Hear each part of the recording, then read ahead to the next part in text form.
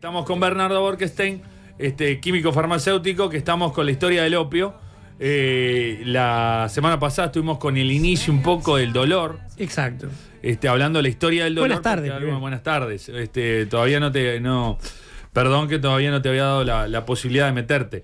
Pero bueno, un poco estuvimos hablando de cómo ingresa o por Exacto. qué, a razón de qué ingresa el opio de alguna manera en las vidas de los seres humanos. Exacto, porque los seres humanos siempre tuvieron la necesidad de gestionar el dolor de alguna manera, y en algún momento los seres humanos se dieron cuenta de que algunas plantas y algunas cosas, porque algunos productos de origen animal también permitían gestionar el dolor, permitían tener como una especie de, bueno, lo llamamos botiquín, pero digamos alacena de productos que nos permitían defendernos.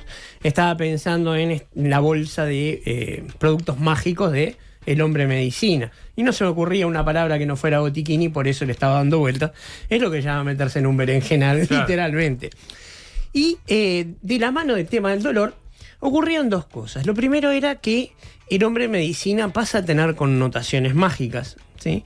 Primero pasa a ser el chamán, el brujo, y luego eso va a derivar en sociedades más evolucionadas, en el sacerdote, en la vinculación con Dios, en el hombre que es el puente entre el mundo terrenal y el divino, que va a derivar en el sumo pontífice, que es nada menos que eso, ¿verdad? Sí.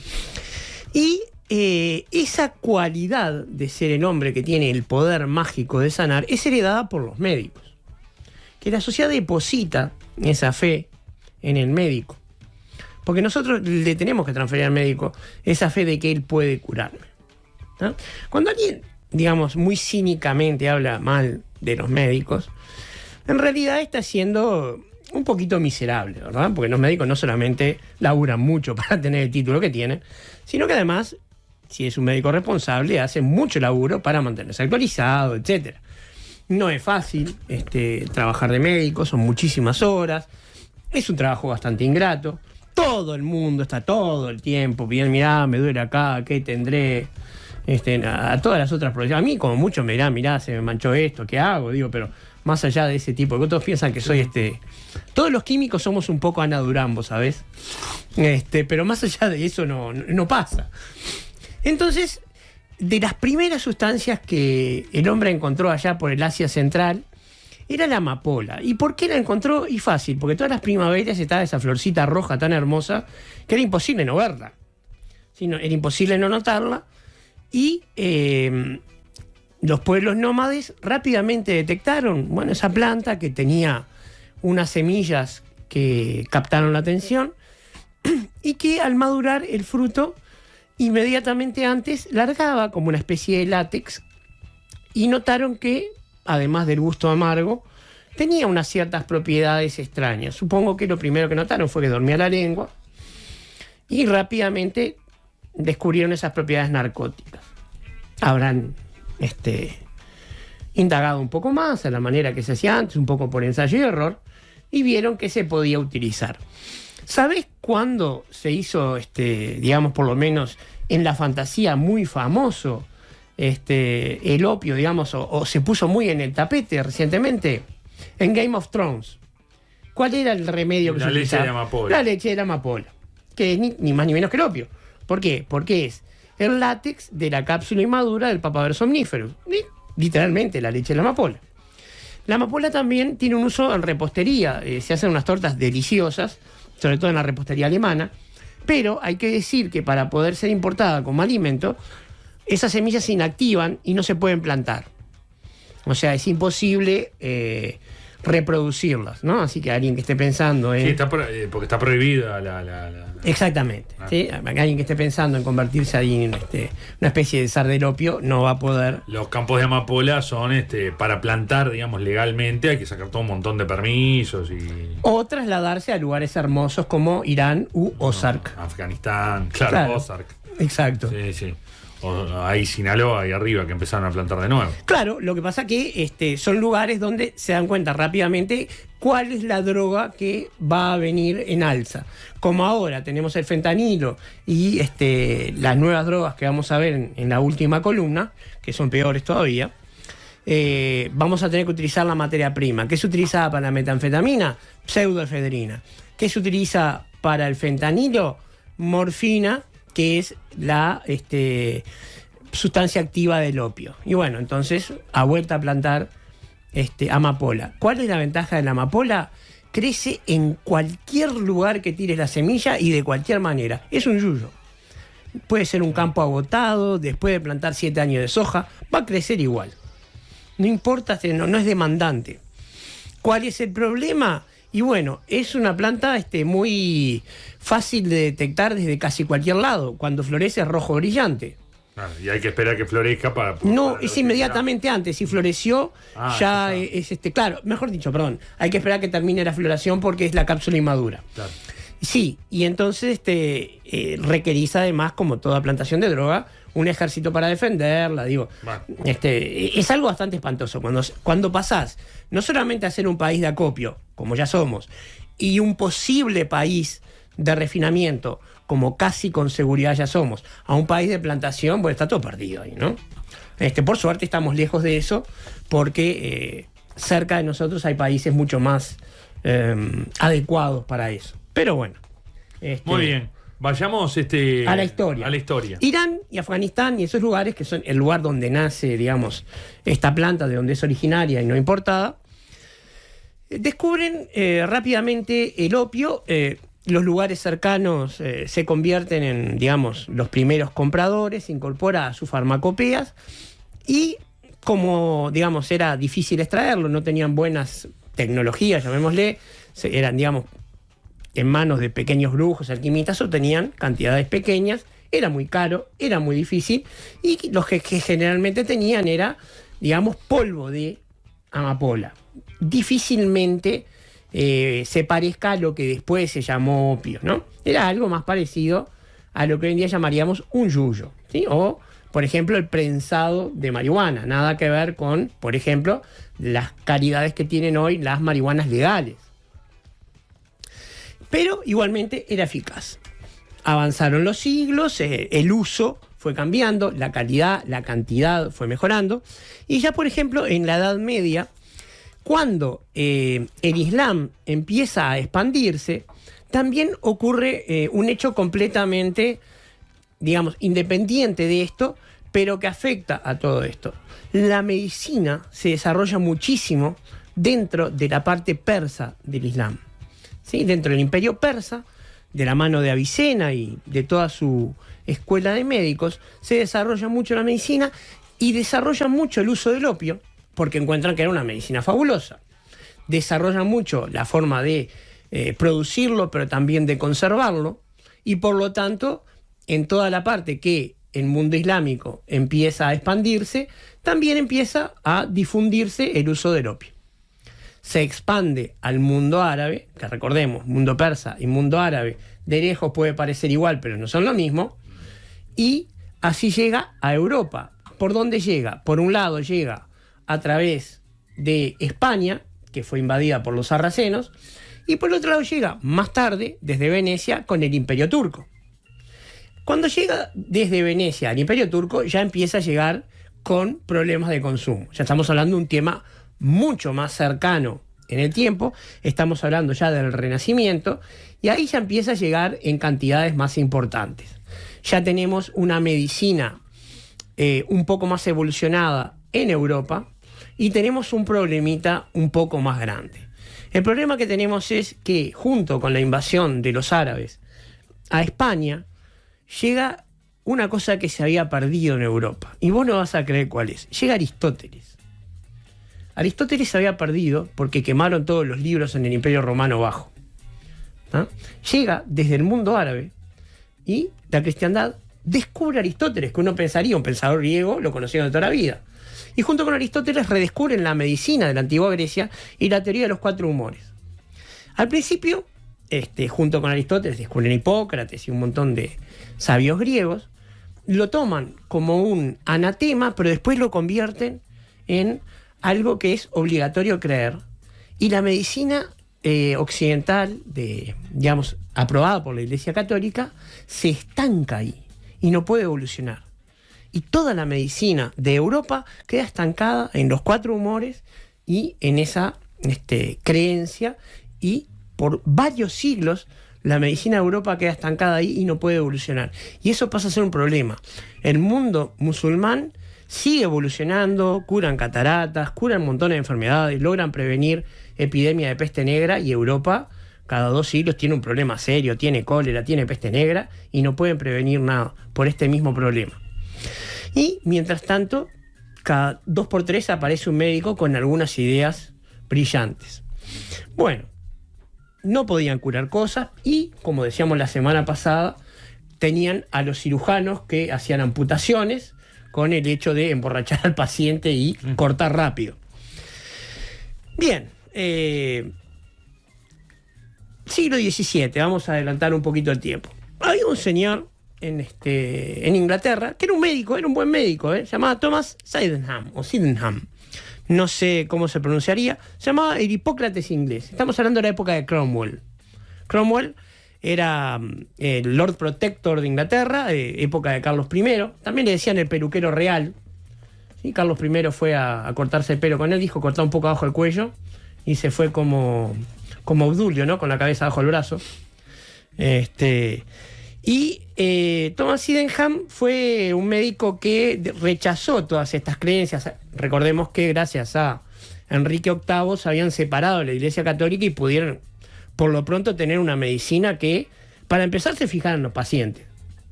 Si el paciente decía, me duele acá, no iban a imponer el tema de que si tiene, por ejemplo, frío y calor con respecto a los humores, entonces tenía que tener bilis negra o bilis amarilla. Y decir, bueno, no, vamos a ver cómo lo curamos. Y empezó a tratar a los pacientes de otra manera. ¿Pero qué hizo? Los barcos ingleses que habían empezado con la Compañía de las Indias a venir con mercaderías de Oriente, entre otras cosas, traían grandes cantidades de opio. No tan grandes como vendrían después, pero sí considerables. Y Sydenham desarrolla una, medicina. Recordemos que una medicina es algo que es una forma de administración. Tomamos lo que se llama una droga, que es un compuesto puro, y la convertimos en algo que es fácil de tomar.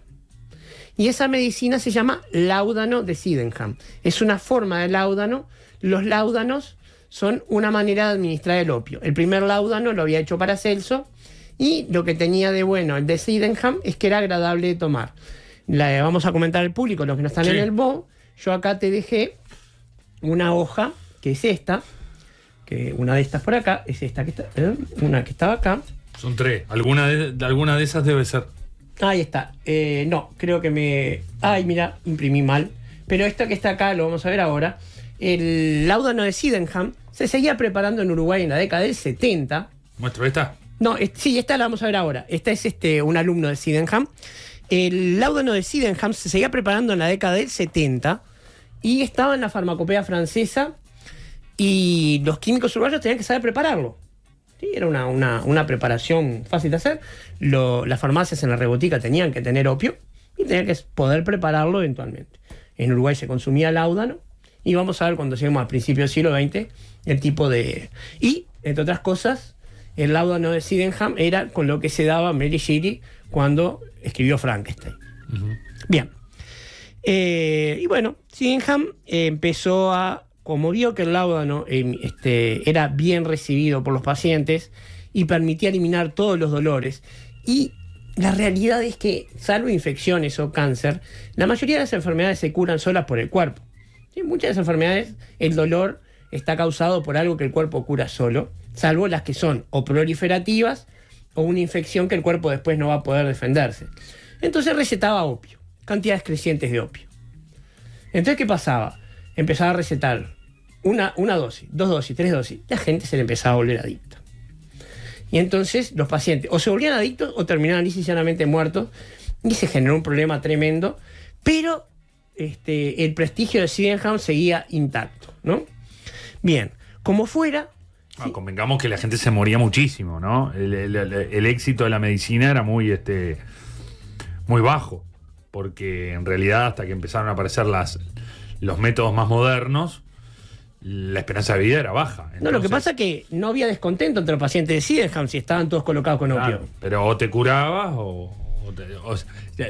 generalmente, no sé en esa época, digamos, pero cualquier cosa que fuera medianamente paliativa, digamos, si vos te curabas por sí solo, le dabas el acierto al opio, y si no te morías, pero bueno, se moría muchísima gente de cualquier cosa, Claro. por una muela te A morías. ver, Te podías morir. por la infección de la muela seguro. Claro, Pero también recordemos esto estaba solamente al alcance de la gente que tenía dinero. Sí, sí. Él no atendía a las masas, los pobres seguían sin tener acceso a ninguna medicina. Pero resulta que Sydenham llegó a tener un alumno. En realidad, este señor que vamos a presentar ahora se decía alumno de Sydenham, pero no sabemos a ciencia cierta si lo fue. Ese era sí el que preparaba este otro medicamento. Se llamaba Thomas Dover. Era un señor muy pintoresco. Él era, en realidad, un marinero. Sí, era un señor que se dedicaba a navegar, tipo realmente simpático, era traficante de esclavos, se dedicaba a una tarea que en aquella época era normal, no hacía nada malo, era pirata, mataba gente así por deporte. Un día que se cansó de asaltar y masacrar españoles en las colonias, dijo, ahora quiero ser respetable, voy a llegar a Inglaterra y voy a ser médico. No necesito estudiar, total, llego y me voy a curar gente. Estuvo un par de meses viviendo con Sydenham, decidió que eso era suficiente y se llamó Doctor Thomas Dover y empezó a decir que curaba gente. Literal, esto pasó así. ¿Qué pasó? El resto de los médicos pusieron el grito en el cielo y trataron de oponerse. Pero este tipo, que obviamente, si algo no, plata y miedo nunca tuve, plata sí, pero miedo nunca tuve, empezó a curar gente. ¿Qué había hecho? Mejoró la fórmula de Sydenham, que con esta esta fórmula que está acá, que se llama polvos de Dover, como miran ahí en su título, que estos se seguían fabricando hasta la década del 90. Los podías pedir en cualquier farmacia que te lo hicieran. O sea que tan mal no estuvo con la fórmula, digamos. No. En la farmacopea francesa seguía vigente hasta muy, muy recientemente. Mezcló una fórmula muy parecida a la de Dover, a la de Sydenham, con ipecacuana. ¿Qué es la ipecacuana? Un vomitivo. Cualquiera que quisiera pasarse de la dosis, vomitaba. Entonces no había forma de excederse con los polvos de Dover. Entonces, vos podías recetar una dosis más alta, pero no había forma de llegar a una dosis realmente complicada. Ajá. Entonces, el problema de adicción con los polvos de Dover era mucho menos que con el láudano de Sydenham. Sí, pero el problema era el tipo no tenía la más mínima idea de qué enfermedades tenían los pacientes. Y recetaba los polvos de Dover, o sea, sus polvos, a cualquier cosa y de cualquier manera. Y este es el tema con los médicos. Los médicos son personas que reconocen enfermedades, no que saben mucho de medicamentos. Yo de medicamentos puedo hablar bastante de igual a igual con un médico, no de enfermedades. Yo le puedo decir a un médico, bueno, mirá, puedo hablar de hipertensivos, de antihipertensivos o de claro. o de medicamentos para bajar la presión de golpe o para prevenir la hipertensión un rato largo. Pero no puedo decirle cómo diagnosticar o saber cuál administrar, porque es como digo siempre, de la caja para adentro hablamos, del paciente para adentro jamás. Claro. Pero entonces, Dover venía un sarpullido y para él era todo lo mismo, como para cualquiera. Entonces empezó a haber problemas serios en la salud de la población. ¿Por qué? Porque venía Dover, que además cobraba mucho más barato que los médicos que sí habían estudiado, y recetaba los polvos de Dover de cualquier manera.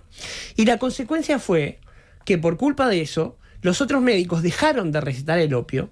El opio adquirió una mala fama con medicación por culpa de esto, y por un siglo bajó mucho la prescripción del opio, y la gente en Europa dejó de tener el único medicamento para el tratamiento de dolor de que disponía, hasta que en el siglo XIX alguien recuperó la medicación para el opio de dos maneras. Ya casi en el nacimiento del siglo XX, con la invención de con la síntesis de la aspirina y con la identificación del principio activo del opio, que eso lo veremos la semana que viene.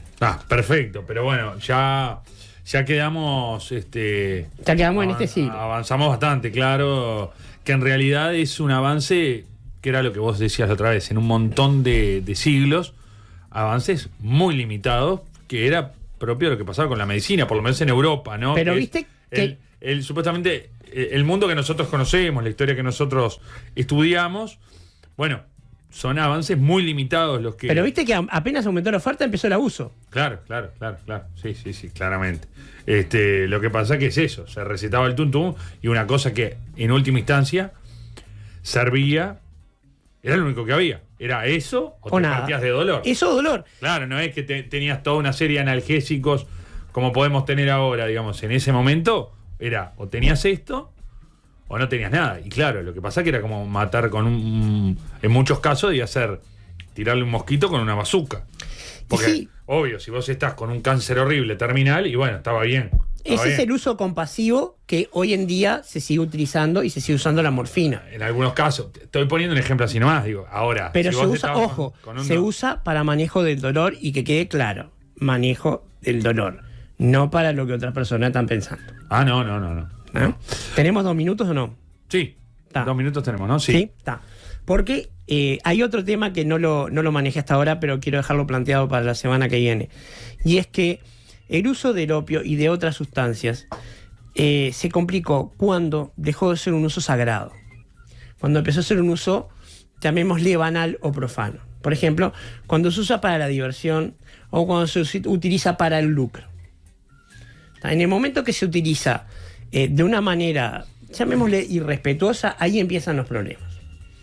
Yo hoy traía, y no me daba el tiempo, por eso no lo mencioné, el ejemplo del viejo de la montaña y la secta de los asesinos, que era un grupo de guerreros musulmanes, los hashashim, que utilizaban el hashish, pero de manera ritual y con un respeto enorme, y que eran tan peligrosos, porque solamente lo consumían cuando iban a hacer una de sus misiones.